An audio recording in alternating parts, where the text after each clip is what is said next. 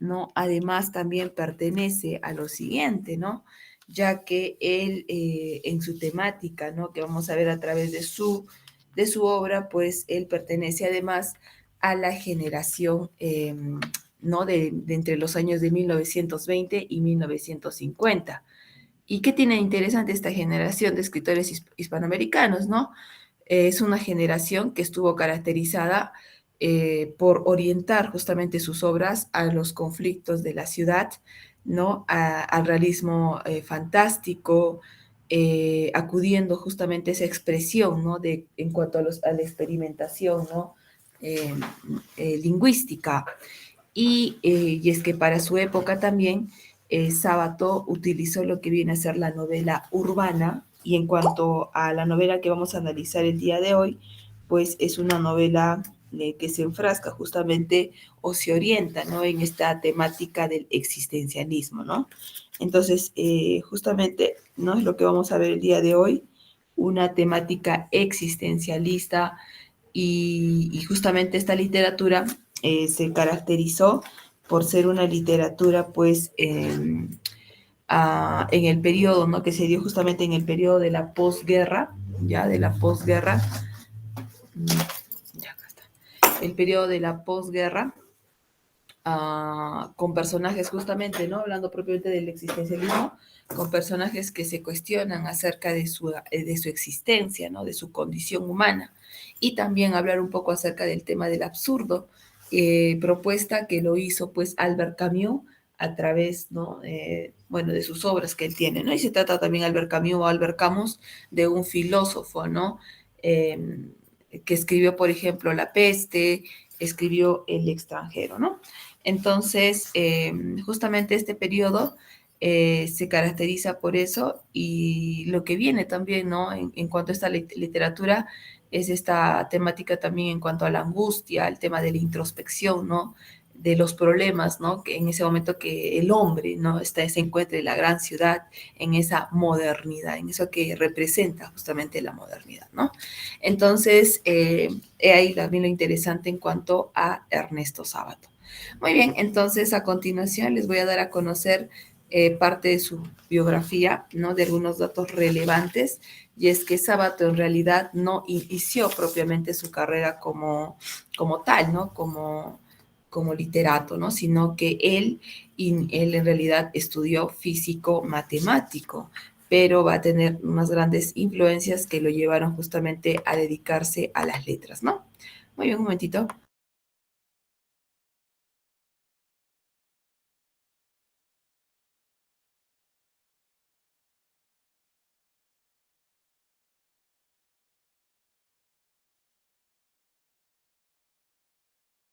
Muy bien, entonces acá tenemos datos biográficos respecto a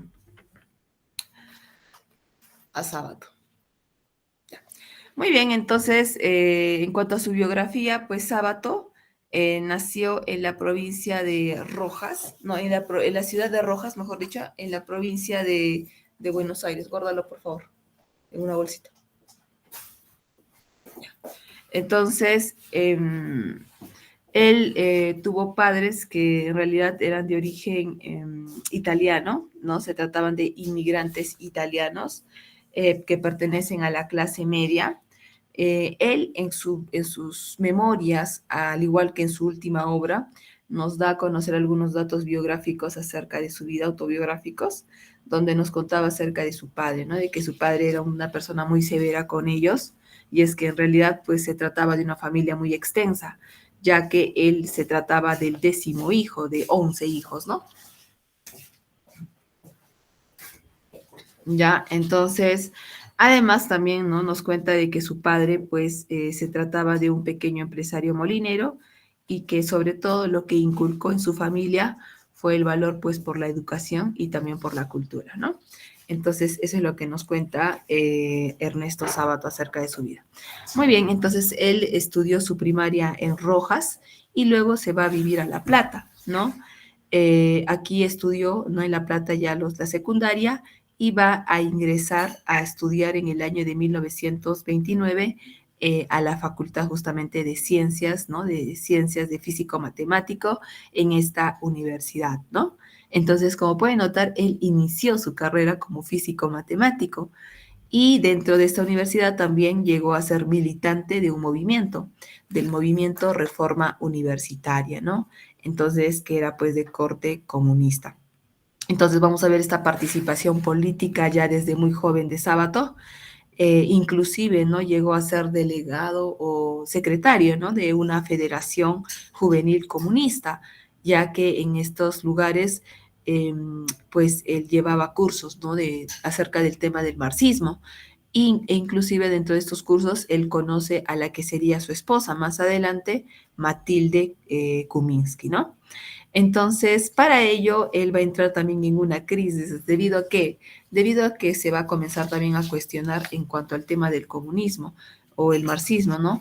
Y es que resulta de que él pues quiso renunciar o renunció, ¿no? Debido a que se entera, ¿no? Acerca de los crímenes de Stalin, que él consideraba que era pues ya un socialista completamente totalitario, ¿no? En cambio, él se consideraba pues un socialista humanista, ¿no? Con ideales de libertad, ¿no? Con estos ideales del respeto, ¿no? Al profundo, ¿no? El respeto al ser, pues al ser humano, ¿no? Entonces, en ese momento muchos se dieron cuenta de que él se quería alejar de ello, ¿no? Por tal motivo, él no será enviado para poder ir a Moscú, ¿no? Y ustedes dirán, ¿pero para qué iba a ir a Moscú? Puesto que en Moscú había una escuela, ¿no? Una escuela leninista. Entonces lo envían, pero antes también de ir a Moscú, él se fue a Bruselas porque fue delegado pues del Partido Comunista de Argentina, ¿no? Entonces va a tener todos estos estudios, pero finalmente se va a terminar alejando, ¿no? Y regresará nuevamente a Buenos Aires, donde continuará pues con sus estudios, ¿no? Estos estudios que lo llevaron inclusive a tener un doctorado, ¿no? En ciencias físicas y matemáticas, ¿no? Y él continuaba estudiando pues en esta Universidad Nacional de La Plata. Entonces, ¿qué va a ocurrir, no? Él pues era muy bueno en todo lo que él hacía, ¿no? En este aspecto de ser físico, ¿no? De ser matemático, y por ese motivo pues sus profesores lo apoyan para que obtenga una beca anual, esta beca donde iba a hacer algunas investigaciones o trabajos de investigación relacionados justamente con las radiaciones atómicas en un laboratorio que yo creo que muchos hemos escuchado hablar del laboratorio de Curie, ¿no?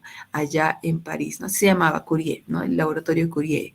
Entonces, él va justamente allá a París a estudiar, pero justamente aquí, en medio, ¿no? De estas investigaciones, pues él conocerá a grandes artistas, a grandes literatos que pertenecen, ¿no? A este movimiento denominado el surrealismo, ¿no? De André Breton. Entonces, conoce aquí, por ejemplo, a Oscar Domínguez, a Benjamín Peret, entre otros, ¿no? Y quienes en realidad fueron una gran influencia para que él pueda cuestionarse acerca de su vida y cuestionarse si realmente, pues, lo que él había estudiado, que en este caso es ciencias, ¿no? Físicos y física matemática, era realmente, pues, ¿no? Aquello a lo cual se iba a dedicar toda su vida, ¿no? Entonces, ellos, ¿no? Estos artistas surrealistas, pues, y, ¿no? Ciertamente lo influyeron para que él, pues, se dedicara, ¿no? ¿Por qué dedicarte, ¿no? A una ciencia exacta y no irte ahora por el camino del arte, ¿no? Entonces, esto justamente conllevó a que se cuestionara mucho, ¿no? Y bueno, fueron una gran influencia en él, pero a su regreso justamente a Argentina después, ya, antes de ello, en el año de 19, estamos hablando del año de 1939, que es el inicio de la Segunda Guerra Mundial, el estallido, pues él ya no pudo estar ahí, ¿no? En París, y por ese motivo fue trasladado o transferido a un instituto, ¿no? De Massachusetts para poder culminar esos estudios hasta que regresa nuevamente a Argentina. Pero evidentemente, pues él sabía, ¿no? Que también había sido enviado porque todos esos conocimientos que él había adquirido, ¿no? En estos estudios, en estas investigaciones, eran justamente para que él pueda también darlos a conocer en esa universidad, ¿no? En la Universidad de La Plata. y por ese motivo justamente él fue profesor, ¿no? Ejerció el cargo de profesor, ¿no? De posgrado, enseñando temas relacionados con la relatividad y la mecánica cuántica, ¿no? Entonces era evidente, ¿no? Él era muy bueno en lo que hacía en ese tema de ser físico, ¿no? De ser matemático, ¿no? Pero ya tenía, ¿no? Ya tenía ese chip, ¿no? Como dice, chip implantado de que ya, pues, no debía alejarse de todo esto. Evidentemente fue una gran sorpresa para muchos que lo conocían, ¿no? Porque de por medio es evidente, había muchos prejuicios, ¿no? Porque él era un físico y ahora quiere ser este artista, no quiere ser literato. Entonces, muchos consideraron que estaba loco, ¿no? ¿Cómo va a cambiar, ¿no? La física por el arte? Y cosa que evidentemente esto lo llevó a que fácilmente no se posicionara, ¿no? O dentro del canon de la literatura de Argentina, ¿no? Ya que pues era ciertamente cuestionable, ¿no? Y esto en base evidentemente a un prejuicio, ¿no?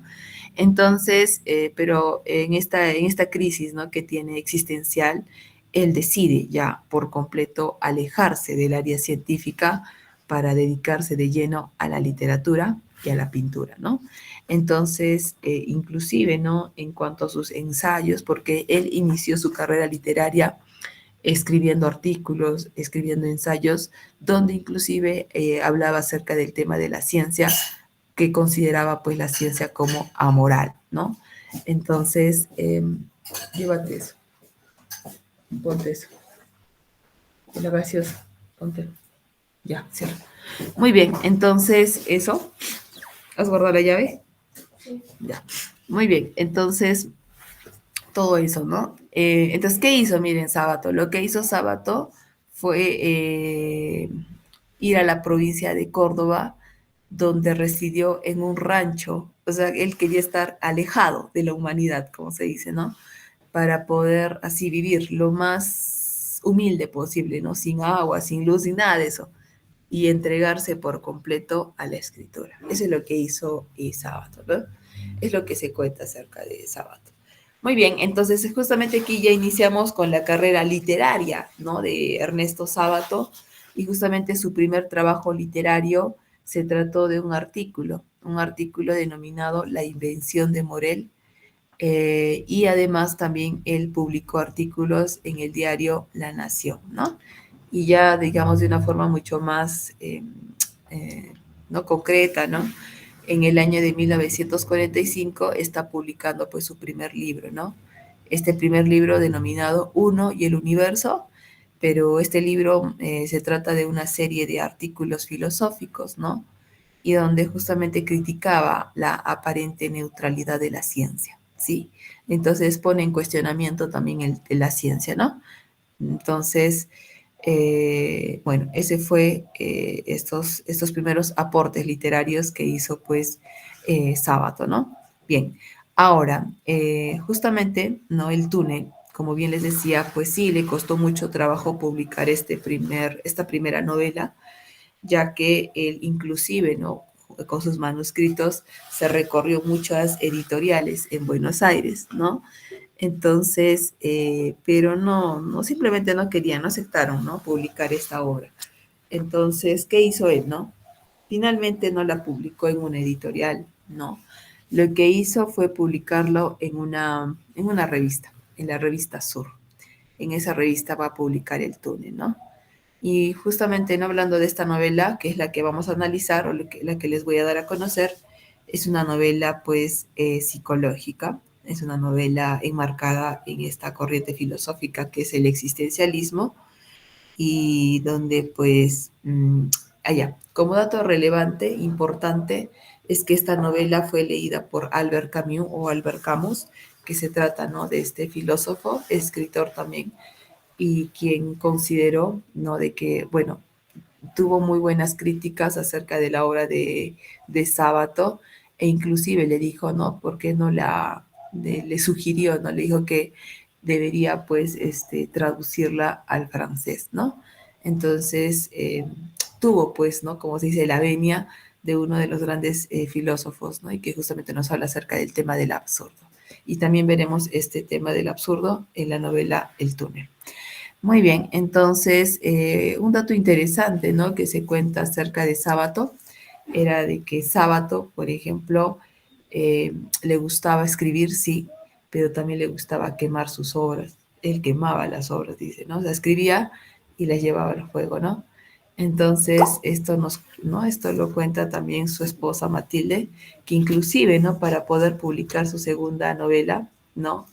Pues ella supuestamente lo había convencido de que no queme, ¿no? A ver. Ya, entonces su esposa lo había convencido de que no queme pues esta obra, ¿no? Que la saque a la luz, que vendría a ser la segunda novela. Entonces, esta novela, chicos, se denomina Sobre héroes y tumbas, y que en realidad la novela es tan importante, es muy relevante, puesto que esta novela se considera como una de las mejores novelas argentinas del siglo XX y que lo lleva también a la cúspide de su carrera de Ernesto Sábato. Y básicamente o de forma genérica, pues esta obra se trata, ¿no? O narra, en este caso, la historia de una familia aristocrática argentina en su decadencia, ¿no? Donde nos tocan temas íntimos acerca de de esta familia, ¿no? Entonces, con esta novela, pues de cierta forma sí, ya hablamos de la cúspide de la carrera de Sábato, y lo cual inclusive lo lleva a ser ya condecorado, inclusive, ¿no? A recibir este nombramiento, ¿no? A recibir el título de Chevalier de Art de Lettres, ¿no? Entonces, es que es justamente acá podemos visualizar, lo lleva a ser considerado pues el caballero, ¿no? El caballero de la Orden de las Artes y las Letras, ¿no? Este título que le da justamente el gobierno francés. Aquí también podemos visualizar los ensayos destacados, ¿no? De Sábato, y ya como última novela, ¿no? Porque él solamente escribió 3 novelas, chicos. Su última novela, que es Abaddon y el Exterminador, ¿no? Y que esta ya la publicó en el año de 1974, ¿no? Y esta novela justamente tiene un corte autobiográfico y donde inclusive él mismo se incluye como personaje de esta historia, ¿no? Y bueno, esta fue su última novela, ¿no? Ahora, hemos visto, ¿no? La participación política y sí, ¿no? Como parte, ¿no? Y hablando propiamente del tema del boom latinoamericano, pues estamos hablando también de la década de los 60, de los 70, donde también Argentina vivió una dictadura de Perón, y lastimosamente, al igual que hemos visto en el caso, ¿no? De Mario Vargas Llosa, en cuanto a la temática, ¿no? Este fondo, este contexto histórico relacionado con el Ochenio y Odría, pues también, ¿no? Ocurrían las mismas cosas, ¿no? En estas dictaduras donde la gente pues era reprimida, había mucha represión política, donde, ¿no? Lastimosamente, pues, ¿no? Si es que alguien protestaba en contra del gobierno, o lo mataban o desaparecía. Justamente ahí voy. Y es que en sus labores, ¿no? Como, no solamente como literato, sino inclusive como investigador, lo que hizo Sábato fue pertenecer o fue miembro del denominado CONADEP, ¿ya? Y la CONADEP se trataba de una comisión nacional sobre la desaparición de personas, ¿no? Entonces, él presidió, ¿no? Esta comisión, y además también pues, hizo toda una investigación, ¿no? Acerca de las personas pues que simplemente desaparecían, pues, ¿no? Durante ese gobierno. Y justamente esto lo va a plasmar a través de una investigación denominada Nunca Más, un libro titulado así, Nunca Más, y lo que abrió inclusive puertas a que fueran, pues, o los llevaran a juicio, ¿no? Aquellos militares, ¿no? Durante esa etapa de la dictadura militar de Perón, ¿no? Entonces tuvo también esta labor Sábato, ¿no? Lastimosamente ya en sus últimos años de vida, él sufrió de ceguera, ¿no? Sufrió problemas de la visión, por lo cual constantemente ya no escribía, lo hacía esporádicamente, y ya en esta etapa pues recibe, ¿no? Un premio muy importante, ya que sería en ese momento el segundo argentino en recibir el premio Cervantes, ¿no? Antes lo recibió pues Borges, ¿no? Entonces el premio Cervantes, que se trata pues de un premio muy importante de la literatura, y a partir de eso, pues, ¿no? Recibió muchos reconocimientos, ¿no? Y que lo llevaron finalmente también a escribir un libro de memorias denominado, pues, Antes del Fin, ¿sí? Entonces, él también escribió este otro libro, pero se trata de un libro de memorias, ¿no? De él. Y finalmente, pues, él muere, ¿no? En el año 2011. Él vivió, como pueden notar, muchísimo tiempo. Bueno, al menos yo considero que es bastante tiempo vivir hasta los 99 años de edad, ¿no? Entonces, él murió a causa, pues, de una neumonía por una bronquitis, ¿no? Entonces, esto en cuanto a estos datos, ¿no? Relevantes acerca de la biografía del escritor. Muy bien, entonces a continuación justamente visualizamos la producción literaria de Sábato. Recuerden que solamente tiene 3 novelas, ¿no? El túnel, sobre Eres, ¿no? Sobre Eres sin tumbas y Abadón, el exterminador, ¿no? El resto se trata pues de ensayos, es más, ¿no? Esto es un parte realmente de la producción en cuanto a sus ensayos y artículos que él ha escrito a lo largo de su vida, ¿no? Él ha escrito muchos más, pero estos vienen a ser uno de los más importantes, ¿no? Y justamente ahí tenemos también sus memorias, ¿no? Estas memorias denominadas Antes de el Fin, ¿no? Entonces, eso, ¿no? En cuanto a la producción literaria de Ernesto Sábato. Muy bien, chicos, entonces ya ingresamos a hablar en cuanto bueno, les voy a tocar este tema en relación al tema del existencialismo, ¿no? Para poder analizar esta obra, El túnel, ¿no? Entonces, como les comentaba, ¿no? El existencial, perdón, la obra, ¿no? De Sábato es una obra de orientación existencialista, ¿no? Ya que esta literatura se caracterizó en un periodo de la posguerra, ¿no? Después de la Segunda Guerra Mundial, aunque también esto ocurrió durante la primera, porque ya estaríamos hablando de Kafka, ¿no? Pero bien, entonces aquí también los personajes se preguntaron acerca de la condición humana, ¿ya? Agregar además también el tema del nihilismo, ¿no?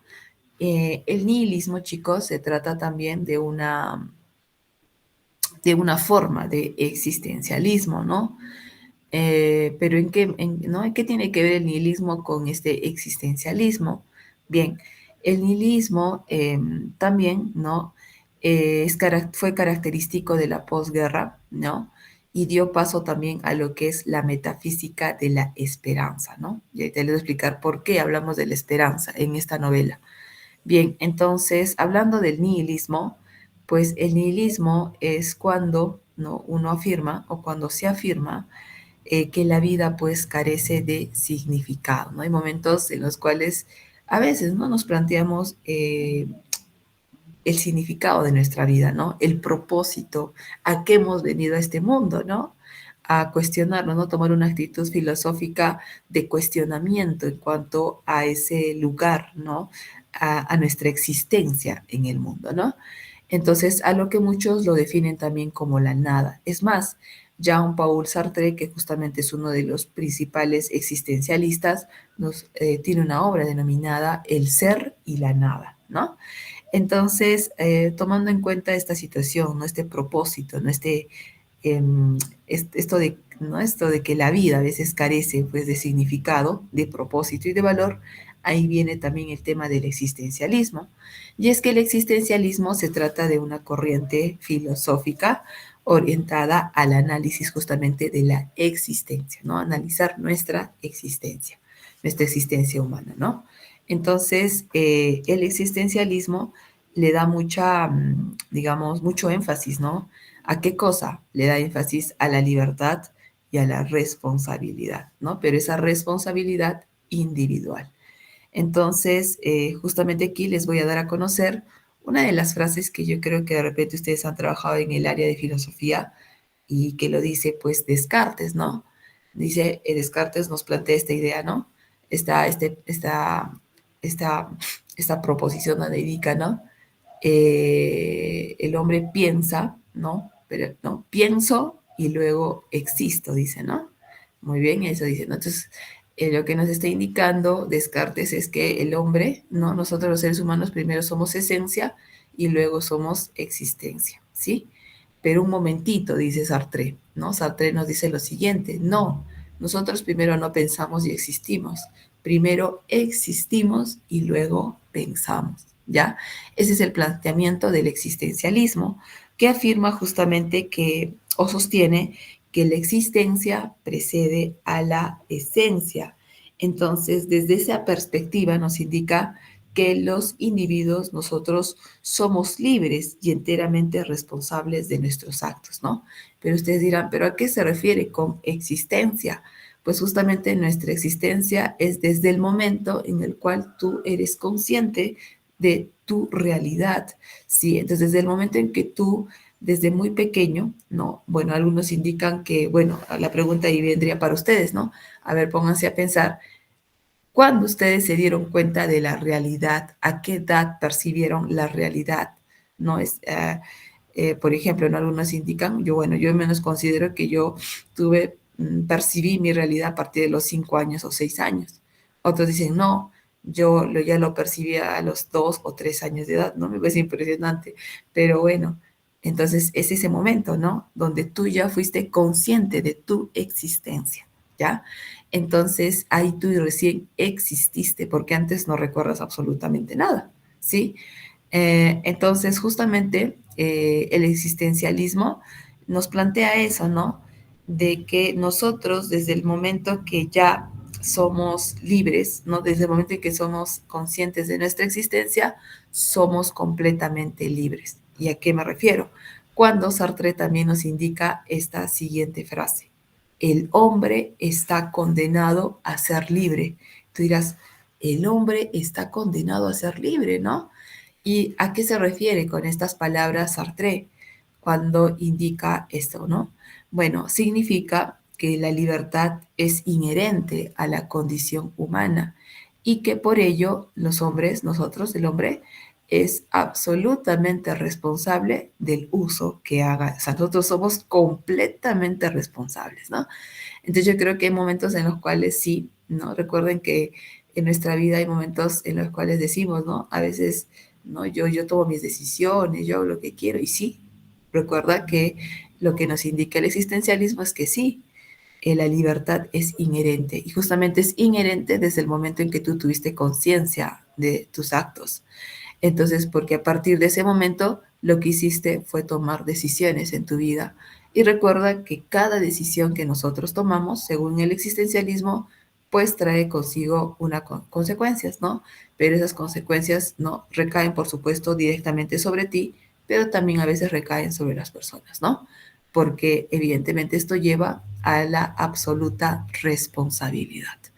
Entonces, justamente hablando de la novela, ¿no? El túnel, veremos a un personaje, quien es pues ya Juan Pablo Castel, quien él tomó una decisión, sí, toma decisiones en su vida, que lo llevan también a ser un personaje aislado, que lo llevan a ser un personaje que constantemente se cuestiona acerca de la humanidad, todo le angustia, no todo le parece, ¿no? El ser humano constantemente pues lo está cuestionando, ¿no? Y esto le hace que él se sienta, ¿no? Sienta que nadie lo entiende, nadie lo comprende, hasta que por fin toma una decisión, o bueno, perdón, hasta que por fin encuentra a una persona que cree que ya representa el amor absoluto, representa a alguien que por fin lo entienda, ¿no? Que por fin lo comprenda, pero irán pasando una serie de situaciones que lo llevarán aún a angustiarse mucho más por esa persona, al punto de que sienta, ¿no? Que esa soledad que representa todo ese aislamiento, esa soledad, esa incomunicación que representa ese túnel, pues finalmente lo lleva a tomar una decisión, ¿no? La decisión de asesinar a quien pensó por un momento que podría ser eso, ¿no? Ese puente de comunicación, ese puente que lo alejaría de ese aislamiento, ¿no?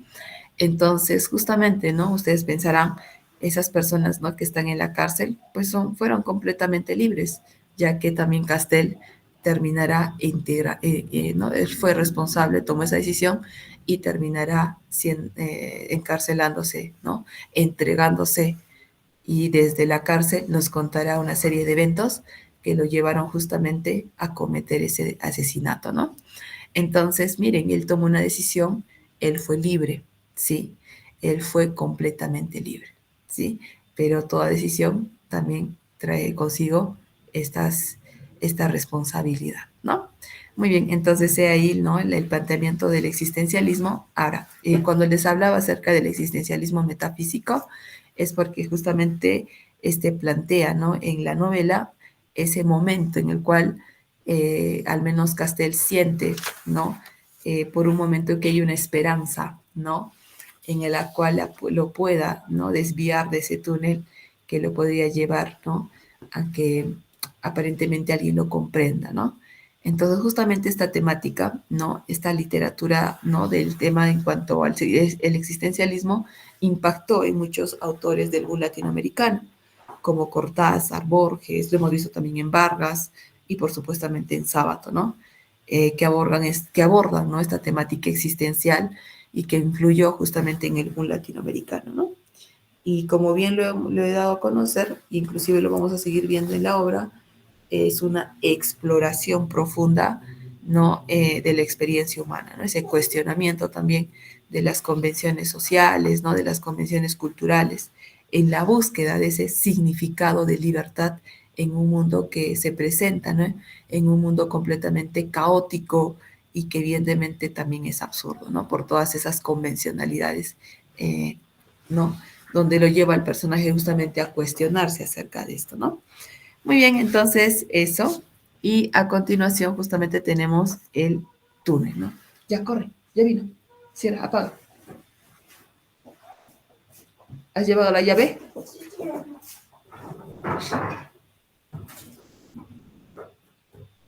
Ya. Muy bien, entonces aquí les voy a dar algunos datos concretos acerca del túnel. Ya más o menos les voy a dar un análisis. Esta novela es una novela que sí consideran que es una novela policial inclusive, porque toca el tema de un asesinato, novela existencialista y por supuesto psicológica, ¿no? Está dividida en 39 capítulos. Esta historia, por otro lado, está narrada desde un narrador que es el protagonista, está narrado desde un narrador primera persona, ¿no? Porque él nos va a contar su perspectiva, ¿sí? Su subjetividad, que viene también, es interesante, ya que todos los acontecimientos que van a pasar en esta novela nos vamos a enterar por parte, ¿no? Del mismo protagonista, de aquel que cometió justamente este asesinato. Entonces, lo cual nos permite adentrarnos mucho más en los pensamientos y emociones, ¿no? Del narrador. Entonces, el túnel, mm, al narrarnos, ¿no? La perspectiva del protagonista, ¿no? También podríamos indicar que tiene la forma de un relato confesional, ya que él nos va a confesar aquello que lo llevó a matar a María Irribarne, ¿no? Además, también, él también nos va a narrar la historia con cierta amorosidad, porque él nos va a seleccionar también aquellos detalles de la realidad, ¿no? Aquellos pormenores de esta relación. Ya, entonces, por ese motivo, también esta novela podríamos indicar que está narrada de una manera trágica, muy dramática, ¿no? Porque ya desde el inicio, en el inicio ya nos indica, Castel, nos dice ya que él mató a María Irribarne, ¿no? Y con ello podríamos indicar también que bueno, esta novela utiliza am, ¿cómo se llama?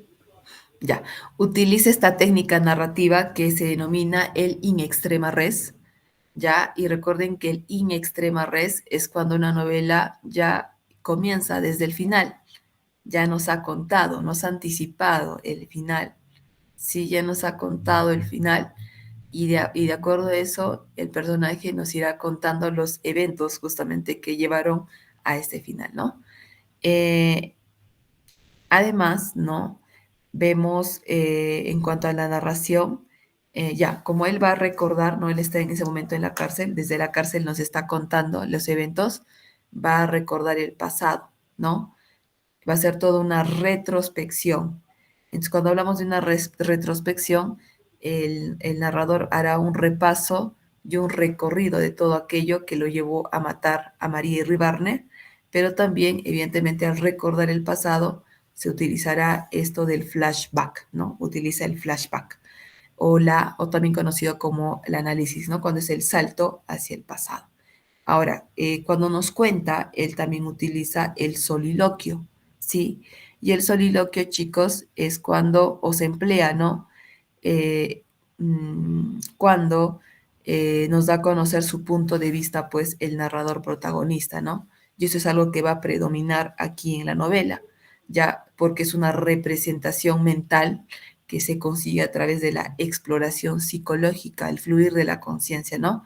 O sea, un soliloquio es una reflexión interior que se expresa en voz alta cuando una persona está a solas y nos expresa justamente sus pensamientos, sus sentimientos y también sus emociones, ¿no? Entonces, este es un recurso de las obras trágicas, de las obras dramáticas.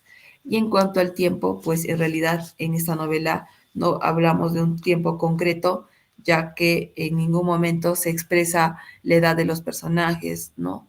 Nos dice sí meses, pero no especifica nada claro, ¿no? Entonces podríamos indicar que se trata de un tiempo pues existencial, ¿ya?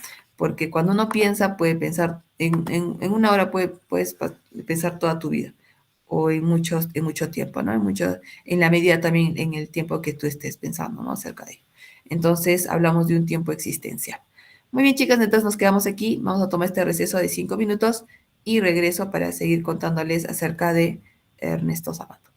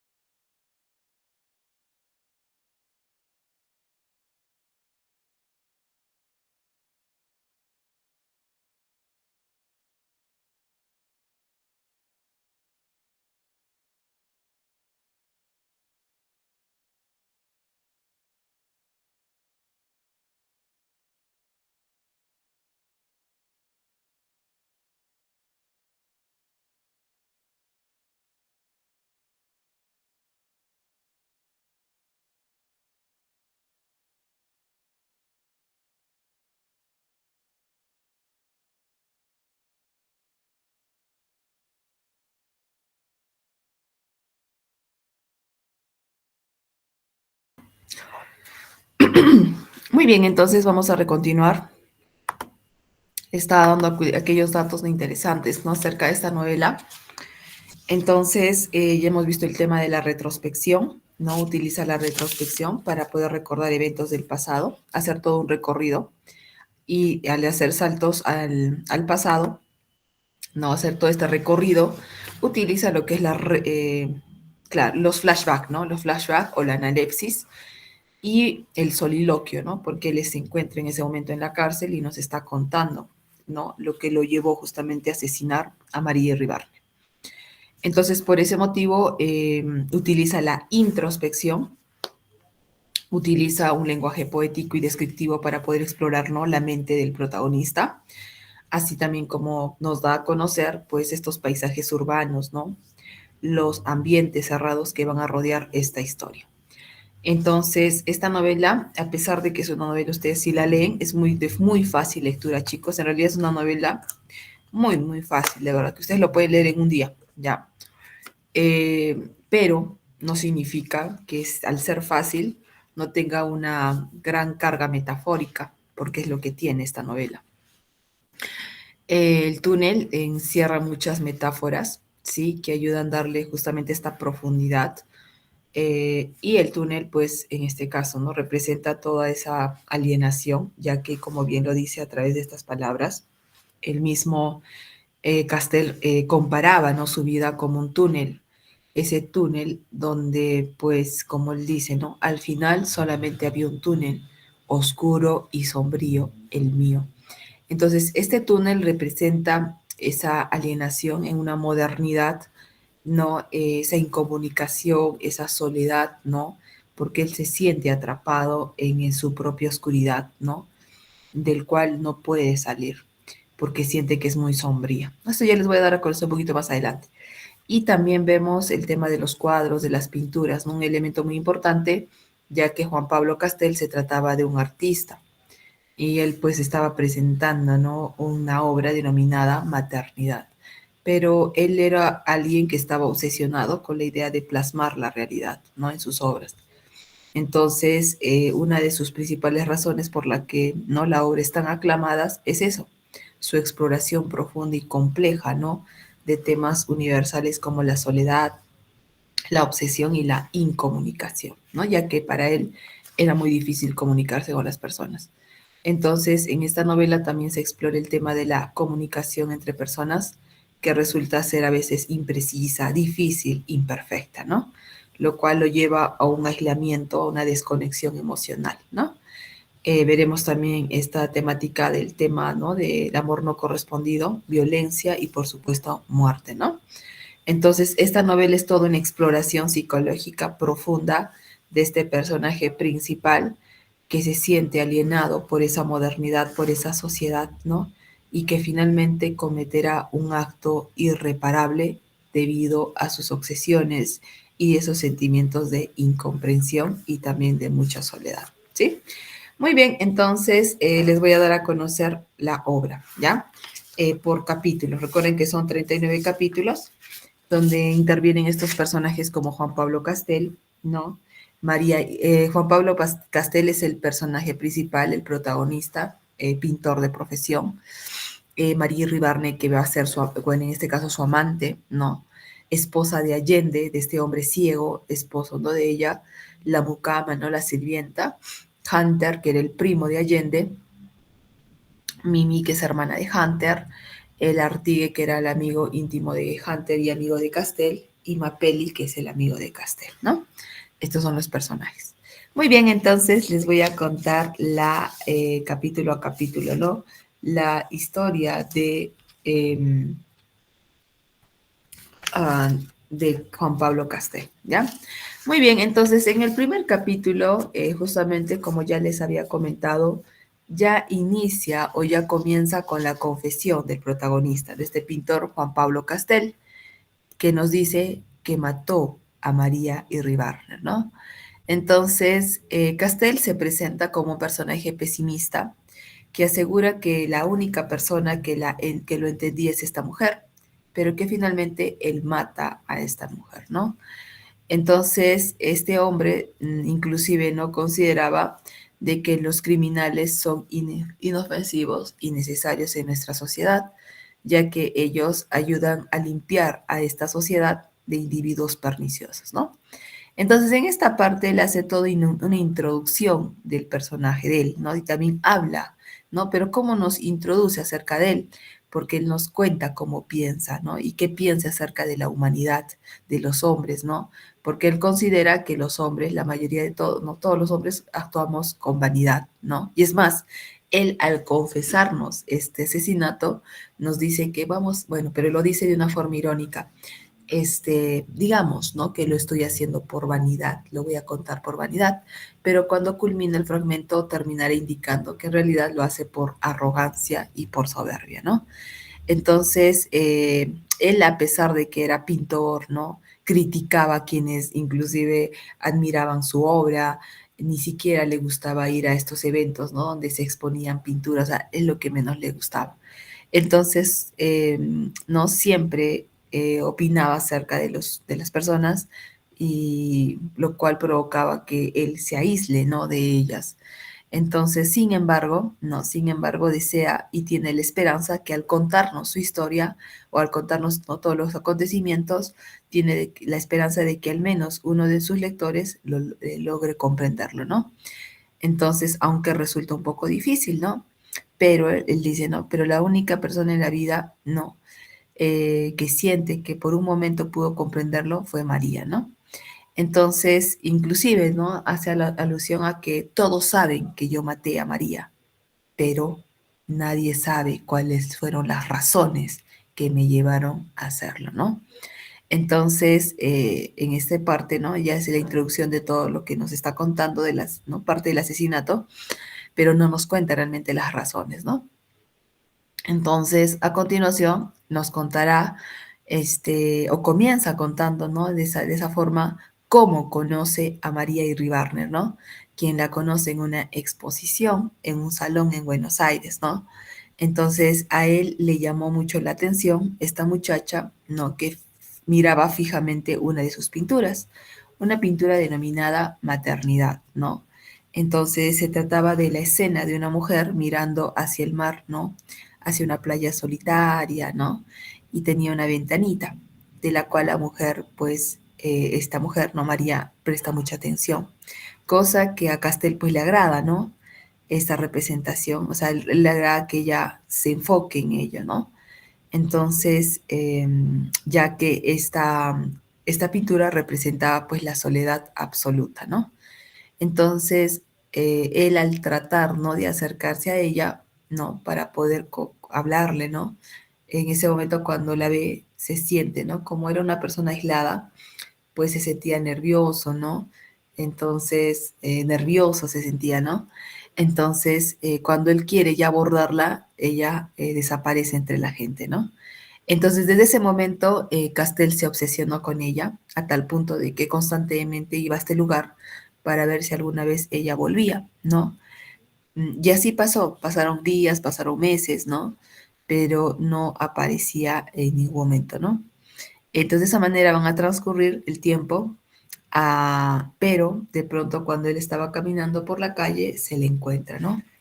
Pero, ya, esto, ¿no? También es interesante porque él en su imaginación, en su percepción, ¿no? En su imaginación sobre todo, él creaba situaciones donde aparentemente ya se le encontraba a María y donde la abordaba y situaciones en donde uno imagina, ¿no? Cuando uno imagina que se va a encontrar con alguien, ¿no? Y dice, no, voy a hablar esto, ¿no? Entonces él recrea situaciones así con ella. Y cuando finalmente la encuentra en la calle, pues tiene cierto temor, ¿no? Que terminan alejándolo de ella y no concretando, digamos, ¿no? Este encuentro, ¿no? Entonces, ¿qué va a pasar, no? Ya finalmente Castel nuevamente se le encuentra y la persigue, ¿no? La persigue hasta una compañía, ¿no? Entonces en ese momento sube con ella, inclusive estaban en un ascensor y le pregunta inclusive acerca ¿de qué le preguntó? Ah, ya, le preguntó acerca del edificio, ¿no? Entonces en ese momento la mujer le contesta, ¿no? pero de pronto, así es como que alguien directamente te cuestiona, ¿no? Y le comienza a hacer preguntas acerca de la pintura, sí, directamente, o sea, la abordó directamente con la pregunta, y si la recordaba. Y en ese momento, pues María se queda completamente consternada, ¿no? Y esta situación se convierte en una situación, pues, incómoda, ¿no? Y Castel, pues, en ese momento se dio cuenta de que tal vez todo lo que él había pensado era producto simplemente de su imaginación y que ella simplemente había olvidado la pintura. Entonces le pide perdón y termina huyendo. Pero en ese momento escucha, ¿no?, que alguien lo está llamando y al voltear se trataba de María. Y María le dice lo siguiente también: sí, siempre recuerdo tu cuadro, ¿no? Entonces, y lo recuerdo constantemente, ¿no? Y simplemente ella también sale corriendo, otra igualita que él. Entonces, lo cual hace que él, pues, evidentemente comience a pensar mucho más, se obsesione mucho más con ella, ¿no? Entonces, Juan Pablo no perdía la esperanza de volver a encontrársela y cuando va a buscarla, se la encontró, pues, ¿no? Para ello ya hablaron, la lleva a una plaza, la Plaza San Martín, pero él en ese momento no tenía esta finalidad, ¿no?, de poder preguntarle acerca de la pintura. Para lo cual, antes de preguntarle o cuestionarle acerca de eso, él le pregunta acerca de por qué el día de ayer, o sea, ¿no?, el día de su encuentro de ayer, ella había huido, ¿no? A lo cual ella le responde que en realidad no sabía, ¿no? Entonces, el protagonista se muestra como un personaje, ¿no? Mucho, en ese momento tal vez un poco más decidido, pero siempre, ¿no?, eh, busca, ¿no?, el ser comprendido, mientras que ella se nota insegura, dispersa, ciertamente misteriosa.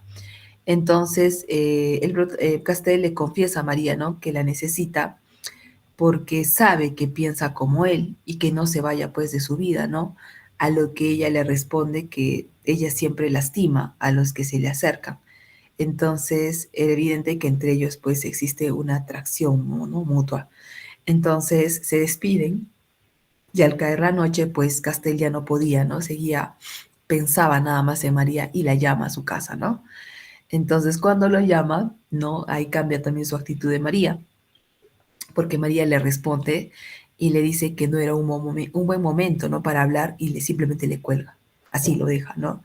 Entonces esto evidentemente comienza, ¿no? Y comienza pues justamente los pensamientos comienzan a fluir, ¿no? Un personaje que sobrepiensa muchas las cosas, que está constantemente, ¿no?, en ese análisis, ¿no? Comienza a pensar mucho, ¿no? Entonces, al día siguiente, ¿no?, él se queda pues completamente desconcertado por cómo le había contestado y al día siguiente decide llamar y cuando llama ya no le contesta, ¿no? Llama, ¿no? Ya no le llama, ya no le contesta a María, le contesta a su mucama, ¿no? A lo cual le dice que ella pues en ese momento no se encontraba ahí, pero que sí le había dejado una carta.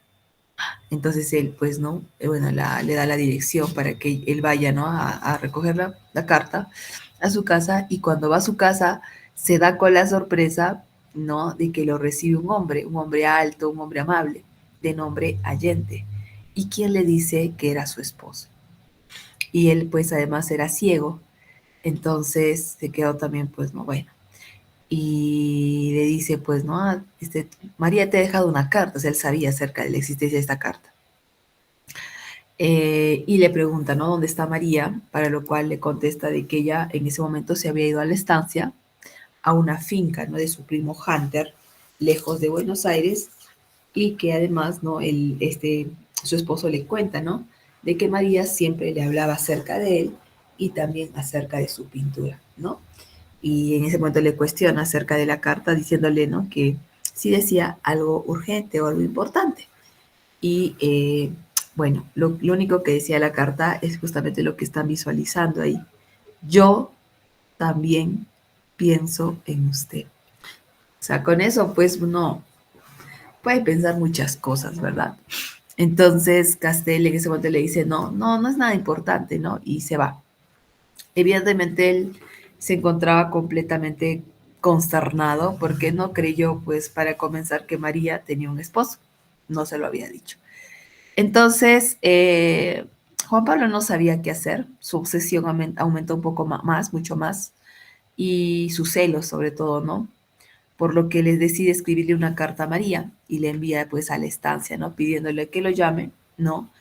Y eso pues es un momento, ¿no? Que lo deje en una angustia, ¿no? En una incertidumbre, ¿sí? Porque él lo único que quería o expresaba era eso, pues, ¿no?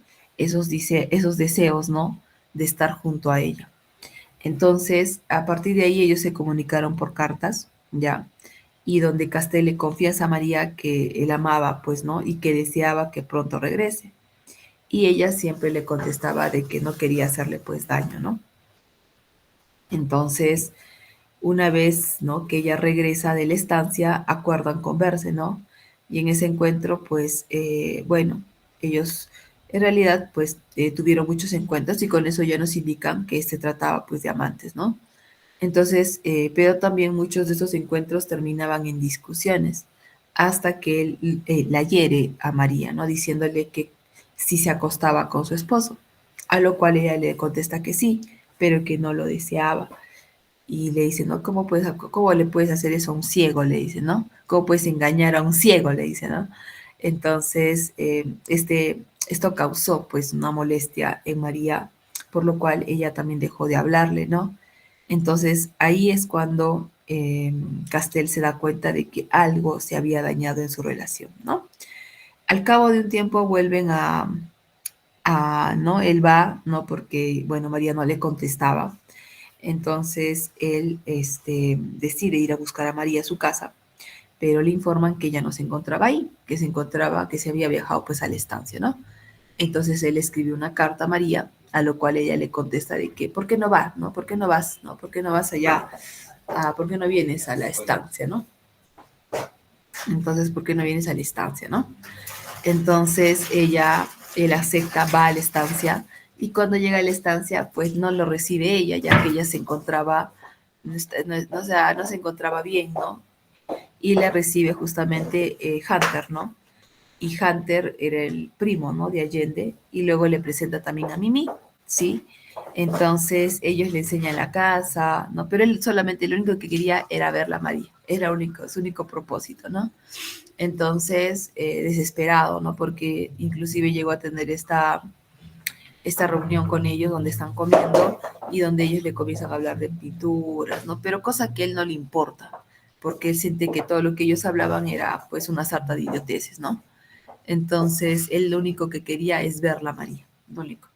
Hasta que finalmente María sale de la habitación y cuando sale, pues ellos van a caminar a la playa, no van, y en ese momento María le confiesa algunas cosas a Castel, cosas que en realidad a él no le gustaban, porque siente, o sea, es como que él se había creado toda una imagen acerca de ella, ¿no? Inclusive cuando le habla acerca de su pintura, pues como que no le gusta lo que le dice, ¿no? Y en ese momento él tiene deseos de matarla, ¿no? Puesto que consideraba que era una mujer, ahora, o sea, eso pensaba en ese momento, ¿no? Que era una mujer falsa y que siempre, ¿no? Ella se mostraba siempre así, pues, misteriosa, ¿no? Decía, ¿no? Hay personas que realmente sí son así, divagan, ¿no? Te dicen las cosas. Entonces, esa era María. Pero recuerden que eso es lo que nos cuenta Castel desde su perspectiva, ¿no? Porque también hay perspectivas, ¿no? Entonces, después de cuando ya ellos terminaron todo esto, pues regresan, había un silencio incómodo, comieron en silencio, pero en ese momento Juan Pablo también nota que Hunter empieza a tener celos, ¿no? Y de esa manera él deduce que María y Hunter eran amantes, ¿no? Entonces esto molestó mucho a Castel, por lo cual al día siguiente termina yéndose, ¿no? De acá de la estancia, esperando, ¿no? El tren y esperando también que María en ese momento se diera cuenta de esta situación y vaya a su encuentro. Sin embargo, no fue así. Entonces, cuando él regresa a Buenos Aires, él comienza toda esta crisis psicológica, esta crisis existencial, donde pues evidentemente pues comienza a tener muchas dudas. Y como puede notar, esta relación que tiene con María era una relación llena de muchos malentendidos, de muchos vacíos, de mucho misterio, ¿no? Porque en ningún momento tenía una conversación, digamos así, sincera, ¿no? porque María pues también escondía muchas cosas, ¿no? Entonces, cuando regresa, él decide comenzar a beber, ¿no? A emborracharse, y en medio de eso, pues le escribe una carta a María, explicándole por qué se había ido de la estancia, ¿no? Y que no entendía cómo podía estar con Allende, cómo podía estar con Hunter y con él más, ¿no? Y que, bueno, al mismo tiempo, ¿no? Pero cuando él deposita la carta, al cabo de un momento se da cuenta, ¿cómo le voy a escribir eso a María? Y quería ir ¿no? a recuperar la carta, pero ya no era posible, ¿no? Entonces, cuando él va a su casa, la llama inmediatamente a María, pero le dijeron que intentara más tarde, ¿no? Hasta que finalmente ella después le contesta y le dice, ¿no? Que lo estaba, ¿no? Le dice, ¿por qué no vienes, no? ¿Por qué me tienes así? Y él le dice, pues ella le dice que lo único que estaba haciendo era lastimarlo más. Y Juan Pablo le dice que vuelva, ¿no? La amenaza inclusive, ¿no? Que tienes que volver, ¿no? Y ya pues le cuelga el teléfono. Entonces, ¿qué va a pasar, no? Ellos ya se habían, ¿cómo se dice? Ya habían acordado un encuentro, ¿no? A lo cual Castel fue. Y María sí regresó, ¿no? Para poder encontrarse. Pero resulta que en ese momento la llaman de la estancia su Hunter, pues, ¿no? Diciéndole que estaba mal, que estaba enfermo, para lo cual ella se devuelve allá, ¿no? Y él, pues, Hunter lo dejó esperando y cuando llama, la mucama le dice, pues, que no, se había ido a la estancia, ¿no? Cosa que molestó bastante, pues, ¿no? A Castel, ¿no? Entonces, y esto hizo justamente que él decidiera ir a la estancia, decidido ya a matar a María, ¿no? Entonces, en ese momento, como ella no había acudido, va enojado y le pide a su amigo el coche, ¿no? Prestado, diciéndole, aduciendo, ¿no? De que iba a iba a ir a ver a su padre enfermo. Pero en realidad lo que quería era ir a la estancia para matar a María. Y cuando va, le encuentra, empuña su cuchillo, entra en la habitación y María aterrada le pregunta, ¿qué haces, Castel? A lo que responde, tengo que matarte, María, me has dejado solo. Y luego le clavó el cuchillo varias veces en el pecho y en el vientre de María. Entonces no termina todo ahí. En esa mañana, a la mañana, ¿no? Él regresa nuevamente a Argentina, a Buenos Aires, perdón, y va a donde Allende, el esposo de María, a informarle que María los engañaba a ambos, pero que ya no lo haría más. Y Allende se asusta y le dice, insensato. Y después, pues, él corre a la comisaría y se entrega por su crimen. Allende termina suicidándose, ¿no? Y Castel se queda en la cárcel, donde ya vimos que se encuentra ahí contándonos, indicando, ¿no? Solo existió un ser que entendía mi pintura. Mientras tanto, estos cuadros deben confirmarlos cada vez más en su estúpido punto de vista. Y los muros de este infierno serán así cada día más herméticos, ¿no? Entonces, resulta, ¿no? Que, bueno, acá hay un dato también que me había olvidado. Cuando se enteró de que María, ¿no? No fue a su encuentro, él antes de viajar allá, destruyó sus cuadros, destruyó todo. Entonces vemos, ¿no? Por un momento que ahí viene el tema de la esperanza, ¿no? Por un momento Castel tenía la esperanza, ¿no? De que alguien lo entendiera, ¿no? Por eso él nos habla constantemente de su túnel, ¿no? Él va comparando siempre su túnel, pero en ese momento también habla del túnel de María, que por un momento hubo alguien que se cruzó en su camino, pero solamente fue un momento, ¿no? Porque él le reclama, ¿no? Tengo que matarte, María, me has dejado solo. Entonces María lo ha abandonado y eso era insoportable para él. Y la única salida de acabar con todos esos pensamientos, la única solución era acabar con ella. Entonces, aquí, ¿no? En ese camino oscuro, en ese camino solitario, que no hay nadie con quien él pueda compartir, confiesa, ¿no? Que su vida ha transcurrido en un túnel, ¿no? Pero en ese momento donde ese túnel que representa esa soledad, esa incomunicación, se cruzó por un momento el túnel de María, solamente fue un momento, ¿no? Eso que representó esa esperanza, ¿no? de que el personaje salga de ese aislamiento, ¿no? Porque él pensaba que María era, no para él, la mujer que lo entendía, ¿no? Pero todo no resultó tan sencillo como él pensaba, ¿no? Como lo pensaba al principio. Entonces, por ese motivo, Castel mata, ¿no? Y es que en ese momento, ¿no? El protagonista, al matarla, destruye desesperadamente ese puente entre la soledad y o sea, ese puente que representó por un momento esa vía, ¿no? Esa esperanza, pero que él tomó la decisión de destruirlo, ¿no? Lo cual lo llevó nuevamente a estar nuevamente en ese túnel oscuro, como bien lo dice él acá, ¿no? En ese túnel oscuro, en ese túnel que finalmente, ¿no? Acá justamente está esto. Al final, él se da cuenta, ¿no? Al final solamente había un túnel oscuro y sombrío, el mío, ¿sí? Muy bien, entonces en eso culmina esta novela. Muy bien, entonces les voy a pasar el quizzes. A ver.